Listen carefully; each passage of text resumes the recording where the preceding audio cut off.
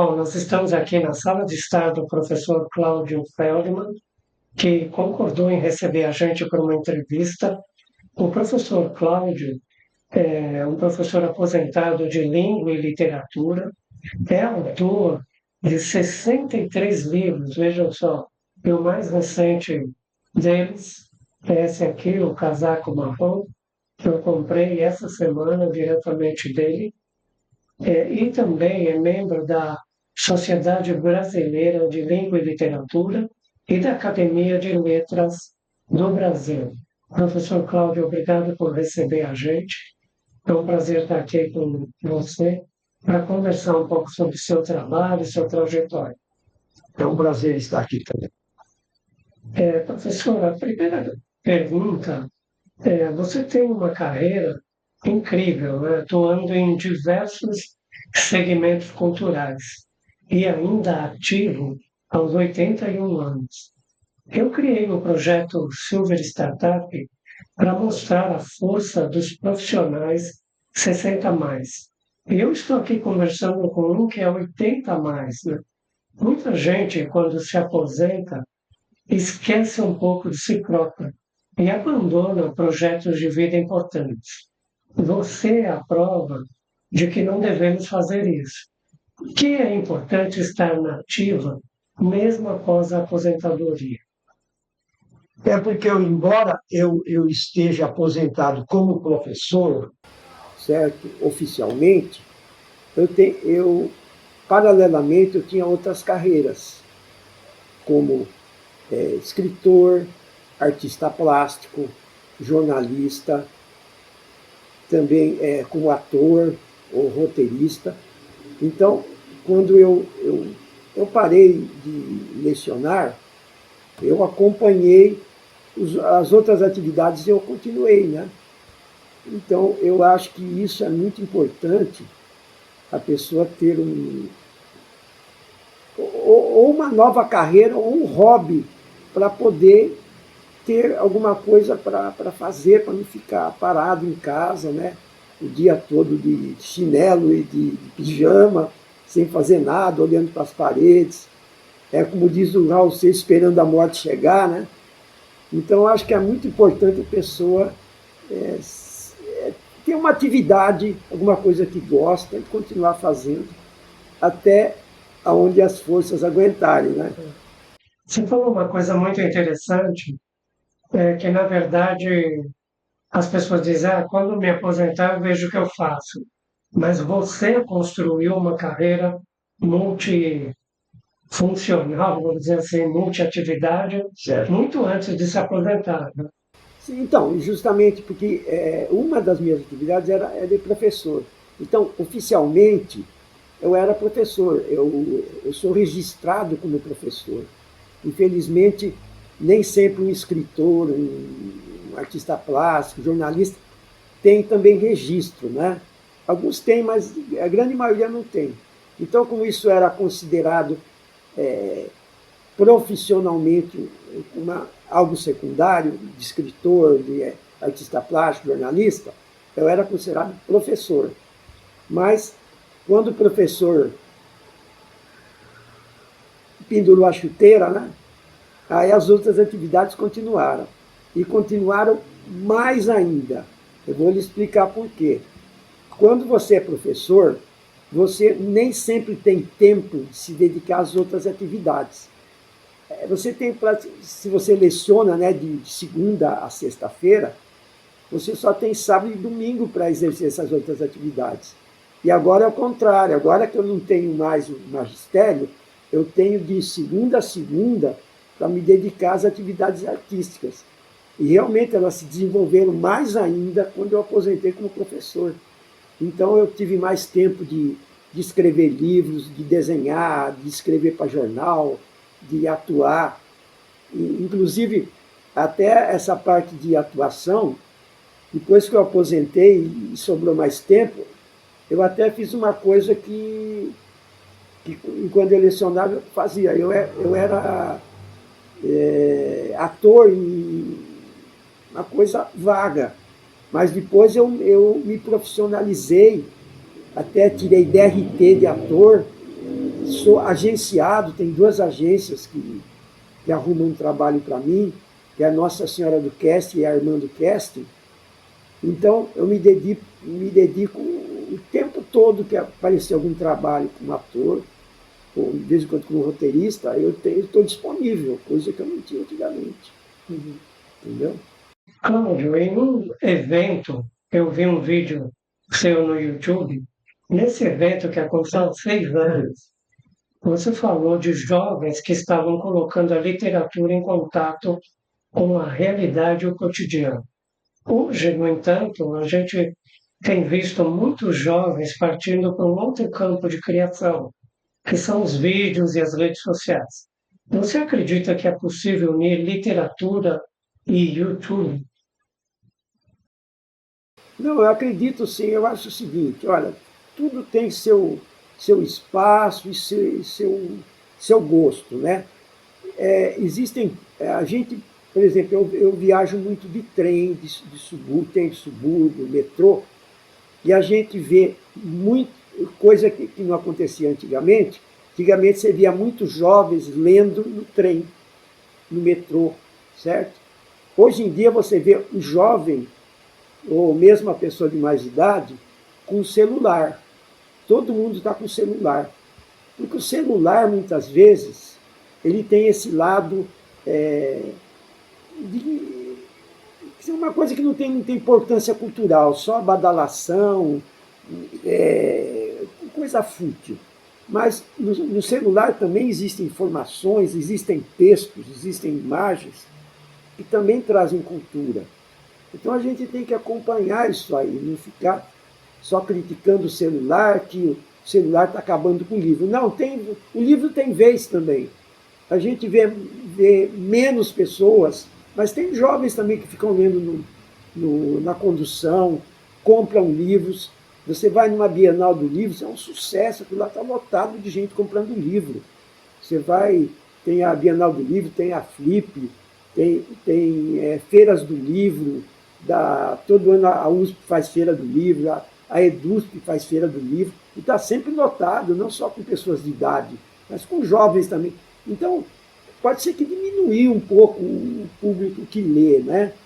Mas mesmo assim tem muita gente lendo ainda, o livro não está totalmente descartado. Então, tem jovens que preferem o celular, que preferem, em vez de escrever um livro, fazer um vídeo. Tudo é cultura, tudo é mente. Muito bom.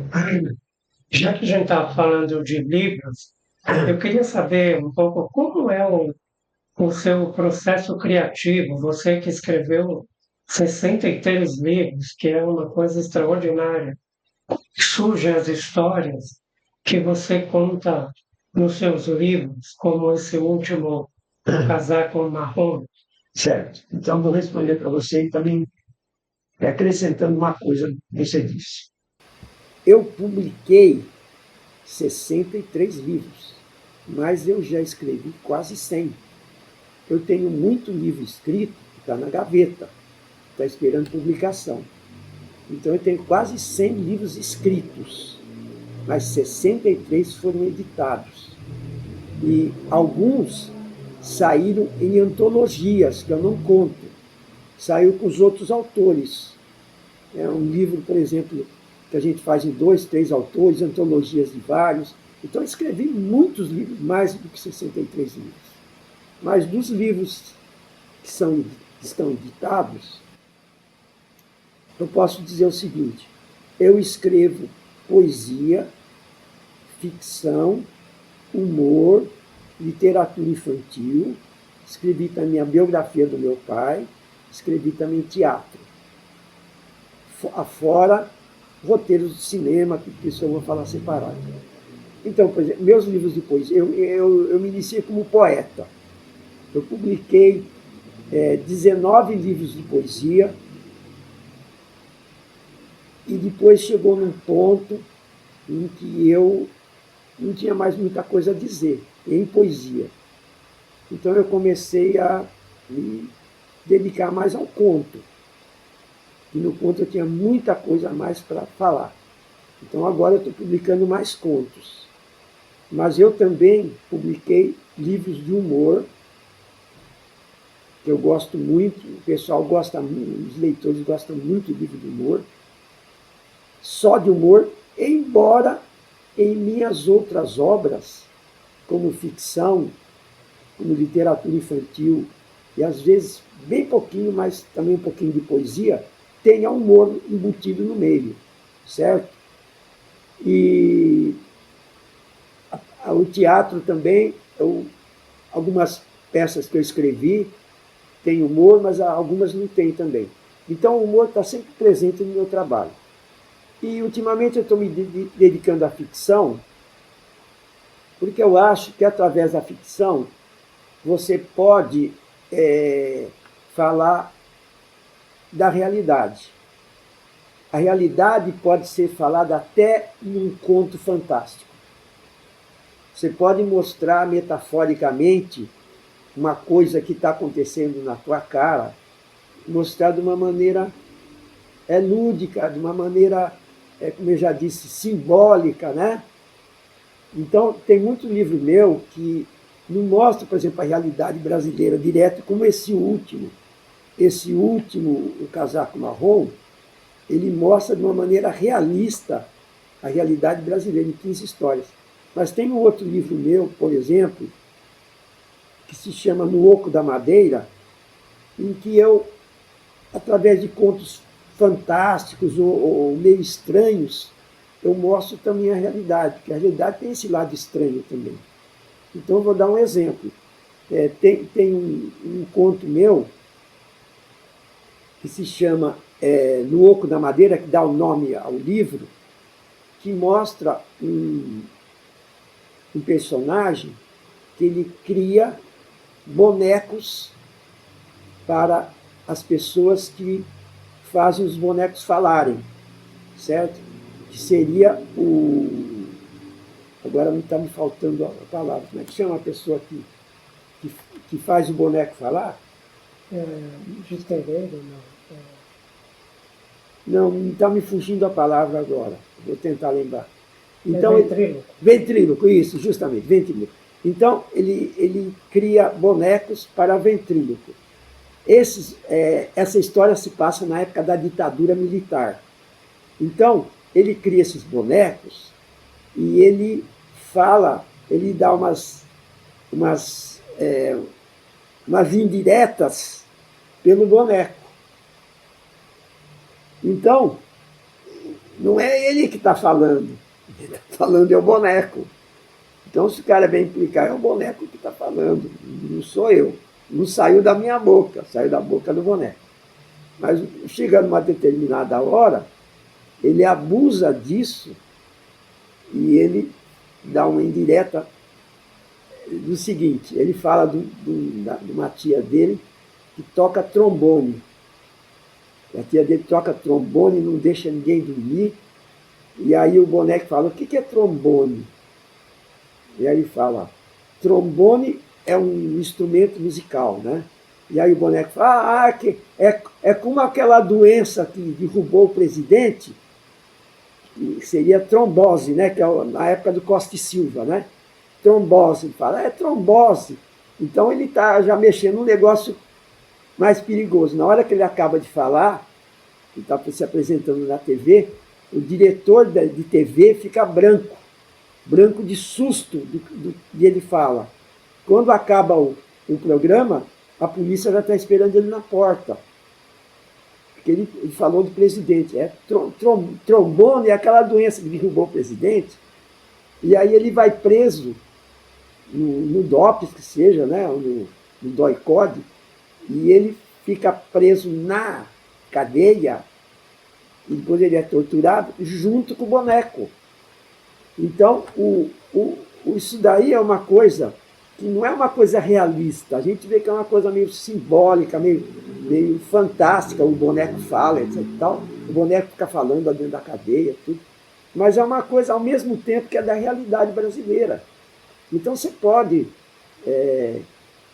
fugir um pouco. Existia um tipo de literatura, numa época, que era o chamado realismo socialista, que vinha lá do Stalin, da Rússia, em que você tinha que escrever coisas sociais totalmente realistas. Você não podia usar fantasia, você não podia fazer uma brincadeira, era tudo sério, tudo não tinha criatividade, era um negócio muito dirigido, entendeu?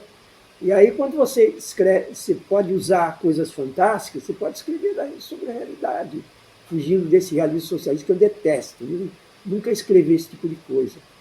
Então, todos os livros meus têm um pouquinho da realidade brasileira, mesmo se for poesia, mas foge um pouquinho dessa falta de criatividade, entendeu? Não sei se eu falei demais. Não, é importante até para te conhecer. Você também participa de comerciais para televisão, Certo. mostrando que algumas campanhas, né, não focam apenas em mulheres com pouca roupa. Como é que foi essa experiência? Aconteceu foi o seguinte, quando eu aposentei, primeiro eu tentei escrever e acabei escrevendo um romance sobre ópera.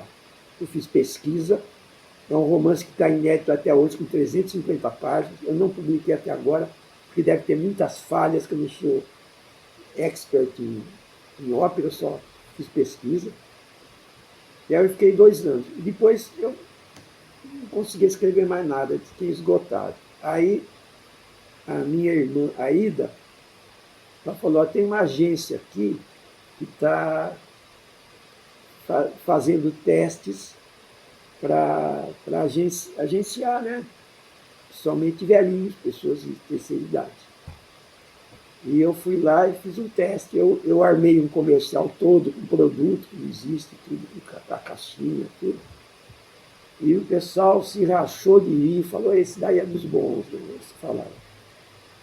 E aí me contrataram. E aí, em 2008, até a pandemia, eu fiz comerciais para a TV através da Nossa Senhora do Casting, e uma das moças que era diretora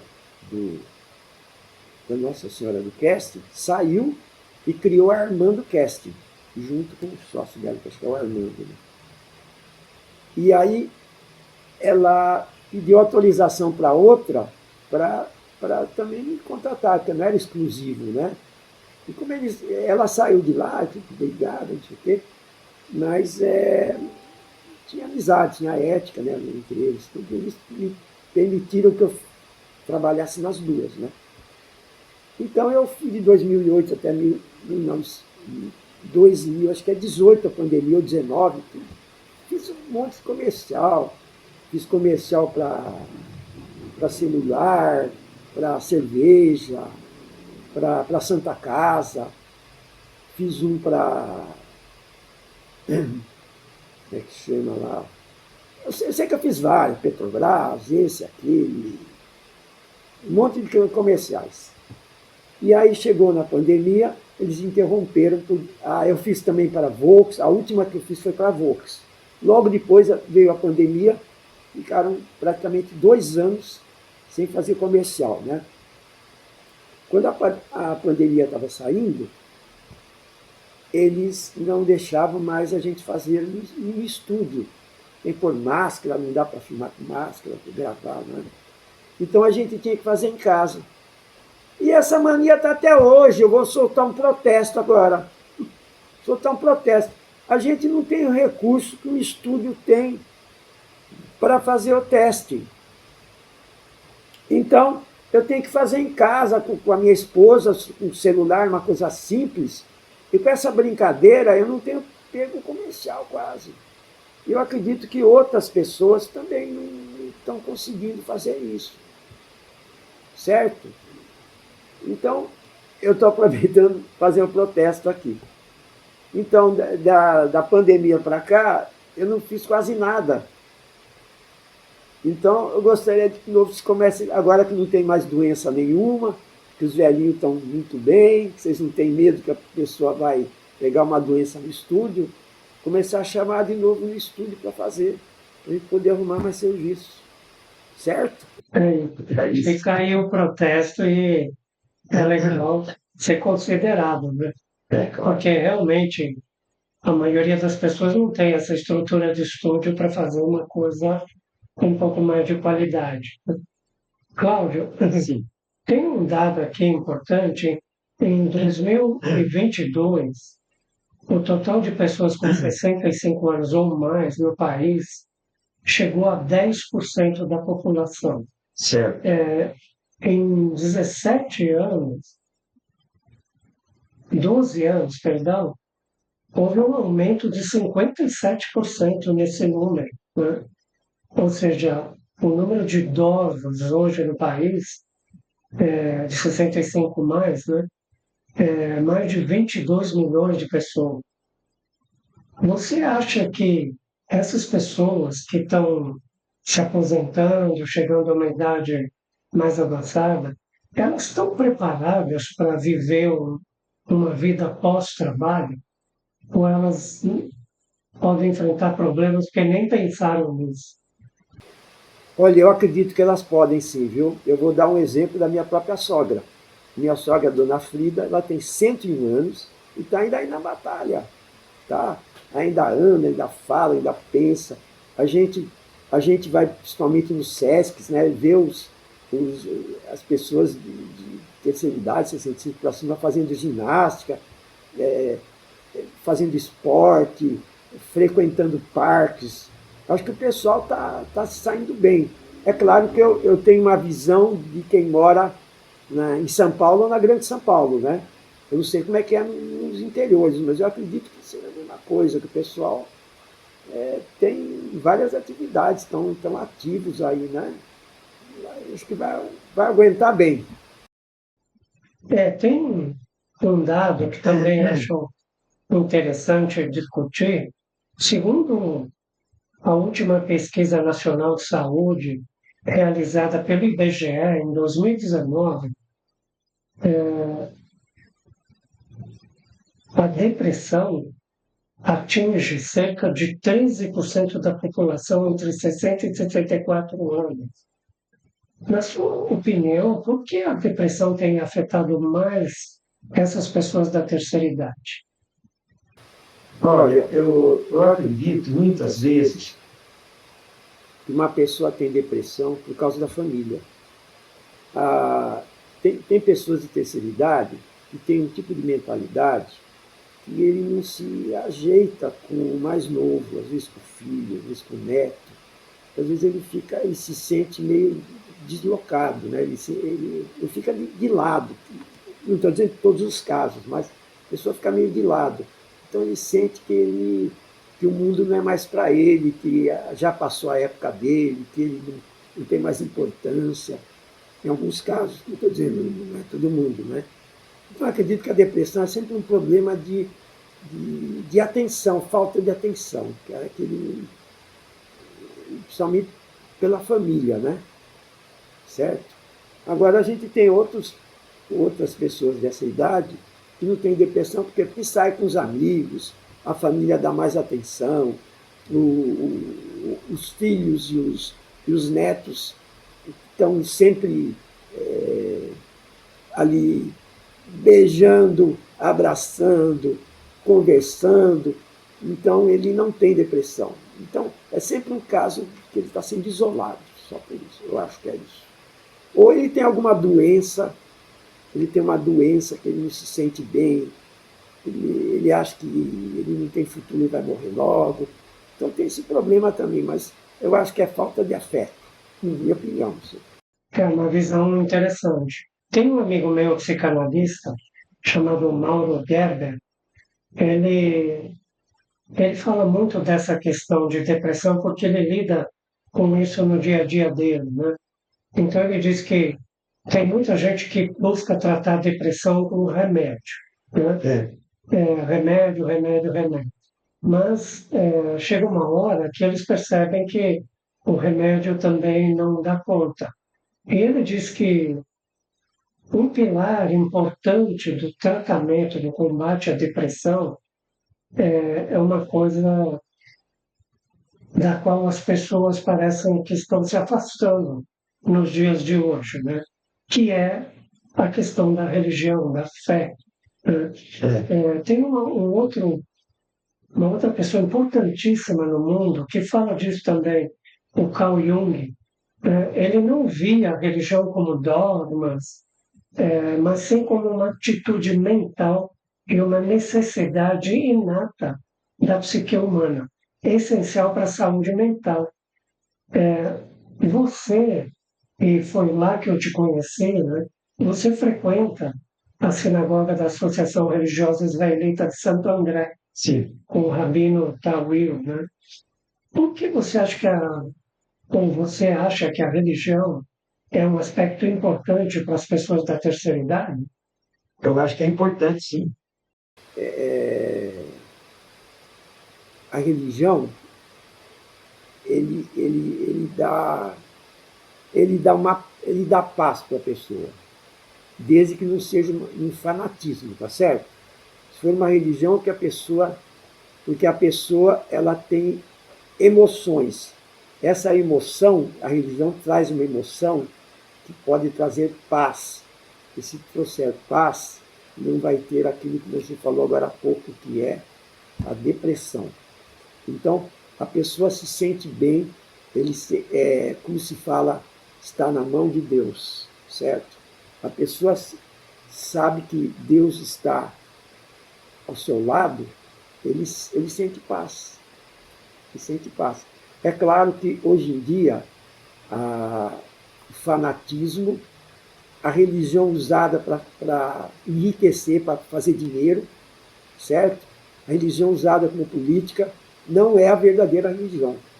Então, se essa religião for uma religião realmente que a pessoa se conecta com ela, essa religião só pode trazer coisas boas.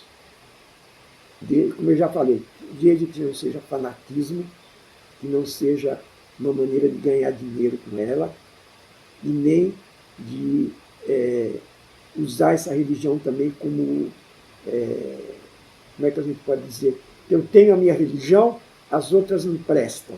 Não, não tem isso não. A minha religião é boa e a religião dos outros também é considerada boa, desde que ele se encaixe nisso. É minha opinião. E você estava falando que a sua mãe era quase uma rabino, né? Como é que é essa história? É o seguinte, a minha mãe ela era muito religiosa e ela morou algum tempo com o meu tio Leib Cooperman, que foi quase um rabino, né? Ele era um rabino, ele rezava, ele era razão, né? Era razão. Ele entendia assim, perfeitamente tudo da religião judaica e minha mãe aprendeu muito com ele, continuou sempre estudando, sempre fazendo cursos. Chegou uma época que, por exemplo, em Santo André, teve uma época que não tinha um rabino oficial. E tinha um senhor que era o mais velho, chamava Freud, né? Que conduzia a reza. Mas às vezes, quando ele tinha dúvida, ele parava a reza, se dirigia à parte das mulheres da sinagoga e falava: Dona Fania, a senhora pode me explicar esse trecho aqui? Era um negócio engraçado. E ela ajudava o pessoal, os garotos a aprender, assim, para fazer bar mitzvah. Então era um fenômeno.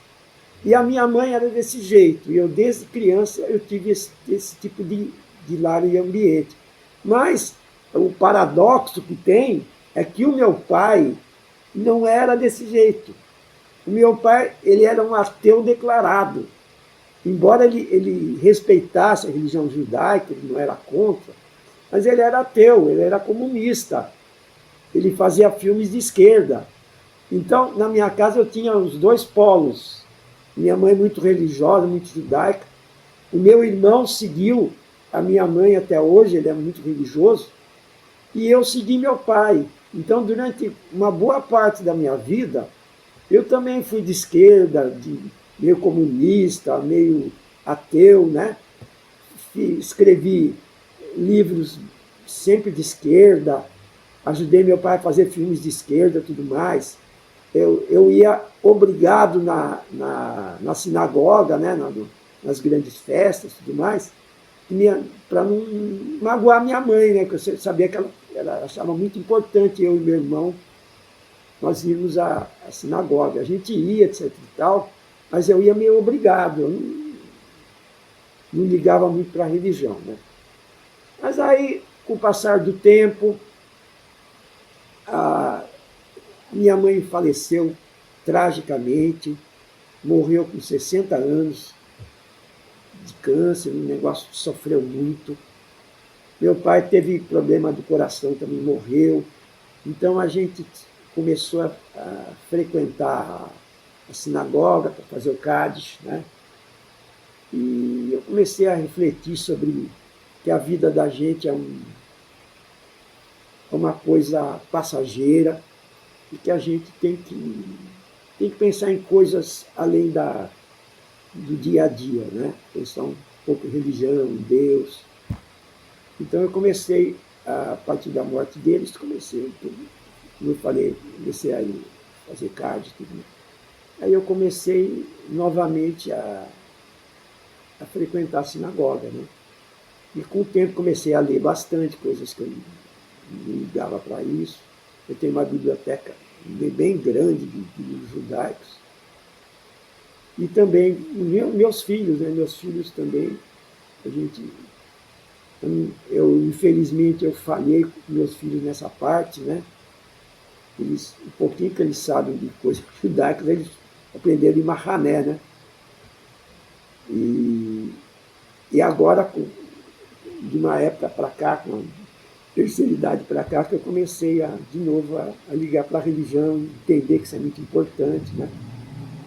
Estou até hoje. Cláudio, foi um prazer falar com você.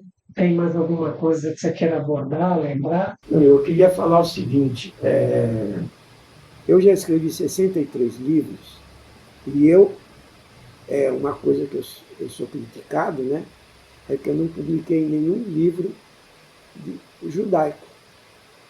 Mas eu não publiquei pelo seguinte, porque está muito difícil o livro ter uma vendagem, uma saída de se poder... E a população judaica de leitores é muito pequena. Então, se eu for fazer um livro de contos judaicos, acho que vai vender pouco. Mas não quer dizer que eu não escrevo literatura judaica. Eu vou indicar para vocês que eu escrevo, sim, eu estou escrevendo cada vez mais, mas não estou publicando. Estou publicando em livros. Eu publico quase que exclusivamente no arquivo Maravi. Se você me der um tempinho, eu vou te indicar aonde você pode ver isso aí. É um site, ou blog, não sei, de Minas Gerais, de Belo Horizonte. Eu vou botar o link. Sim, eu vou falar que você pode ler toda a minha obra judaica lá. E esse arquivo Maravi é da Universidade Federal de Minas Gerais. Eles têm uma especialização de hebraico, ídis e literatura judaica. E eu escrevo, sai 2 vezes por ano, eu publico muita coisa lá. Eu publico contos, eu publico textos de humor, eu publico artigos. E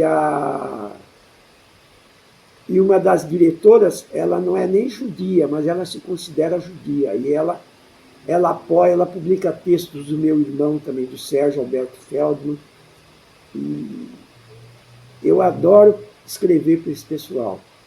Então eu gostaria de divulgar aqui para vocês poderem conhecer também esse meu lado escritor judaico. Algum dia, se eu tiver algum financiamento, se alguém publicar os meus textos sem eu precisar botar nada do meu bolso, alguma organização, eu aceito publicar com o maior prazer. Tá bom. Cláudio, mais uma vez, obrigado por ter nos recebido aqui na sua casa e sucesso. Eu sei que você não vai parar nos 63 livros. Vamos continuar enquanto puder. Até o meu último suspiro.